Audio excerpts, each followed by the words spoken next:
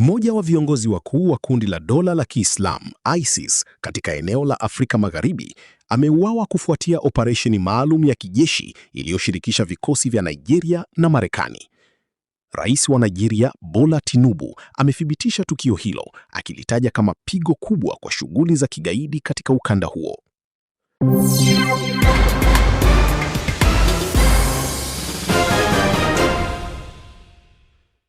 Abuja, Nigeria. Mmoja wa viongozi wakuu wa kundi la dola la Kiislamu ISIS katika eneo la Afrika Magharibi ameuawa kufuatia operesheni maalum ya kijeshi iliyoshirikisha vikosi vya Nigeria na Marekani, kwa mujibu wa taarifa iliyotolewa na ikulu ya rais wa Nigeria. Rais Bola Tinubu amethibitisha kifo cha kiongozi huyo, akielezea tukio hilo kama pigo kubwa kwa shughuli za kigaidi katika ukanda wa Ziwa Chad na Sahel na ushindi muhimu katika vita vya kimataifa dhidi ya ugaidi.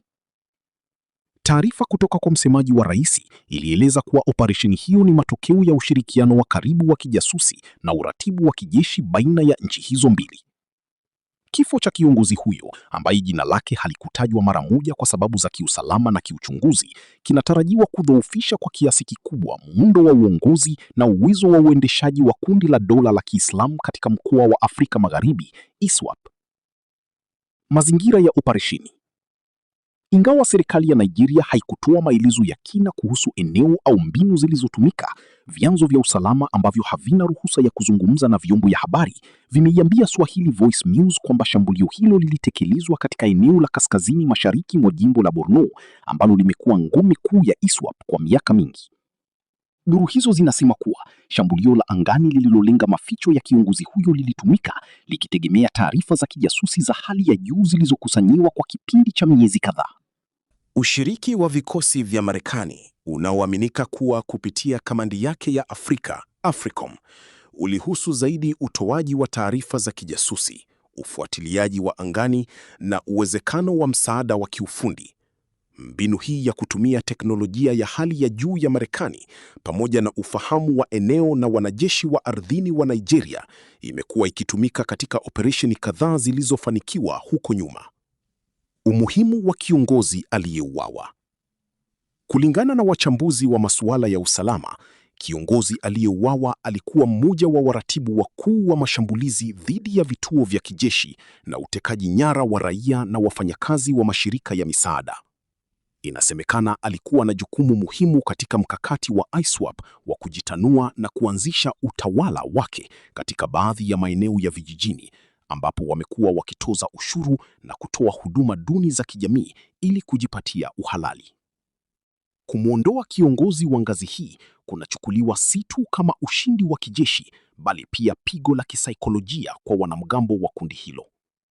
Wataalamu wanaamini kuwa pengo lake litakuwa vigumu kuzibwa kwa haraka na kuna uwezekano wa kuzuka kwa mivutano ya ndani kuhusu nani atachukua nafasi yake, jambo linaloweza kulidhoofisha kundi hilo zaidi. Muktadha wa kihistoria kutoka Boko Haram hadi ISWAP. Mzozo wa kigaidi kaskazini mashariki mwa Nigeria ulianza zaidi ya muongo mmoja uliopita kwa kuibuka kwa kundi la Jamaatu Ahli Sunna Lidawati wal Jihad linalofahamika zaidi kama Boko Haram.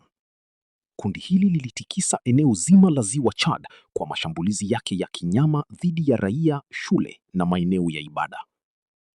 Mnamo mwaka 2016 kulitokea mpasuko mkubwa ndani ya Boko Haram. Sehemu moja iliyobaki tiifu kwa kiongozi wa muda mrefu Abubakar Shekau iliendelea na mbinu zake za mashambulizi ya kiholela. Sehemu nyingine iliyokuwa na viongozi wenye asili ya kiungwana zaidi ilijitenga na kutangaza utiifu kwa dola la Kiislamu ISIS na kuanzisha ISWAP. Tofauti na Boko Haram, ISWAP imejikita zaidi katika kushambulia malengo ya serikali na jeshi na kujaribu kuepuka kuua raia wa Kiislamu wasio na hatia ili kujijengea sifa na kupata uungwaji mkono. Mkakati huu umeifanya ISWAP kuwa tishio kubwa zaidi na lenye mpangilio ikilinganishwa na mabaki ya Boko Haram. Ushirikiano wa kijeshi wa kimataifa. Operesheni hii ya hivi karibuni inasisitiza umuhimu wa ushirikiano wa kimataifa katika kukabiliana na tishio la ugaidi ambalo linavuka mipaka. Rais Bola Tinubu katika taarifa yake alipongeza ushirikiano usioyumba na Marekani na washirika wengine wa kimataifa. Ugaidi ni adui wa ulimwengu wote na ni kwa umoja wetu tu ndipo tunaweza kumshinda, ilisema sehemu ya taarifa. Mbali na Marekani, Nigeria inashirikiana na nchi jirani za Chad, Niger na Cameroon chini ya mwavuli wa kikosi kazi cha pamoja cha kimataifa ambayo ni MNJTF. Kikosi hiki kimekuwa na jukumu muhimu katika kuratibu operesheni za kijeshi katika eneo la mpakani la Ziwa Chad, ambapo wanamgambo wamekuwa wakitumia mipaka hiyo kama maficho. Maoni ya wachambuzi na athari zake. Wachambuzi wa masuala ya usalama wanasema kifo hiki ni habari njema, lakini wanatoa tahadhari dhidi ya kusherehekea mapema. Dr. Fatima Akilu, mkurugenzi mtendaji wa wakfu wa NEM na mtaalamu wa saikolojia ya ugaidi, kumwondoa kiongozi mmoja ni muhimu, lakini mtandao wenyewe bado upo. ISWAP imejenga muundo unaoweza kustahimili vifo vya viongozi. Changamoto halisi sasa ni kuvuruga mtandao huo wa kifedha, kiitikadi na kimkakati. Kuna hofu pia ya uwezekano wa mashambulizi ya kulipiza kisasi. Kawaida, baada ya kupata pigo kubwa, makundi haya hujaribu kufanya mashambulizi makubwa ili kuonyesha kuwa bado yana nguvu. Hii inaweka jamii za wenyeji na wafanyakazi wa misaada katika hatari kubwa zaidi katika wiki na miezi ijayo. Kwenye mtandao wa kijamii wa X, zamani Twitter, maoni ya Wanigeria yamegawanyika.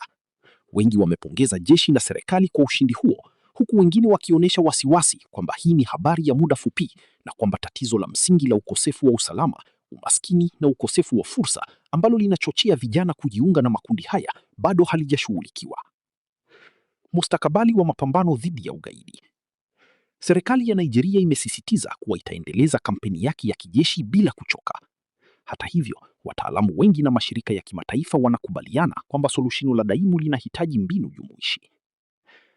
Uwekezaji katika maendeleo ya kiuchumi katika maeneo yaliyoathirika, kuboresha upatikanaji wa elimu, kuimarisha utawala bora na haki na kuanzisha programu madhubuti za kuwaondoa wanamgambo kwenye itikadi kali na kuwarejesha katika jamii, yani deradicalization, disarmament na reintegration DDR, ni muhimu sana.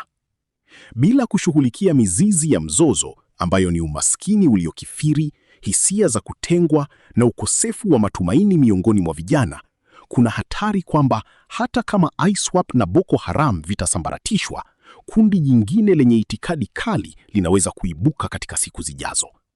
Vita dhidi ya ugaidi, kama walivyosema wengi, haishindwi kwa risasi pekee, bali kwa kutoa fursa bora na maisha yenye matumaini zaidi.